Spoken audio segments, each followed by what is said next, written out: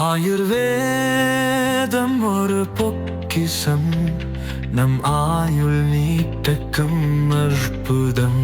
Doctor Srivarma's. Mahatma Gandhi தேசிய ஊரக வேலை உறுதி திட்டத்தின் கட்டமைப்பை விவாதமோ ஆலோசனையோ இல்லாமல் தன்னிச்சையாக பாஜக அரசு மாற்றியது என்று காங்கிரசின் மூத்த தலைவர் சோனியா காந்தி கண்டனம் தெரிவித்துள்ளார்.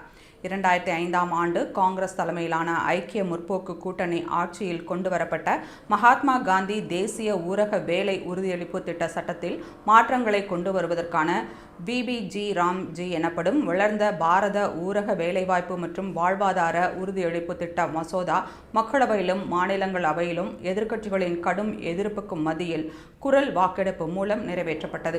இந்நிலையில் இதற்கு கண்டனம் தெரிவித்து காங்கிரசின் மூத்த தலைவர் சோனியா காந்தி வெளியிட்டுள்ள வீடியோவில் 20 ஆண்டுகளுக்கு முன்பாக டாக்டர் மன்மோகன் சிங் பிரதமராக இருந்தபோது மகாத்மா காந்தி தேசிய ஊரக வேலை உறுதி சட்டம் நாடாளுமன்றத்தில் ஒருமனதாக நிறைவேற்றப்பட்டது.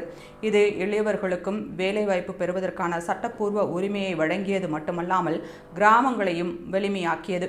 கடந்த ஆண்டுகளில் குறிப்பாக கொரோனா காலங்களிலும் ஏழைகளுக்கு வாழ்வாதாரமாக இருந்த மகாத்மா காந்தி தேசிய ஊரக வேலை உறுதி திட்டத்தை பலவீனப்படுத்த மோடி அரசு அனைத்து முயற்சிகளையும் மேற்கொண்டது. மகாத்மா காந்தி தேசிய ஊரக வேலை உறுதி திட்டத்தின் கட்டமைப்பை விவாதமோ ஆலோசனையோ இல்லாமல் தன்னிச்சையாக பாஜக அரசு மாற்றியது.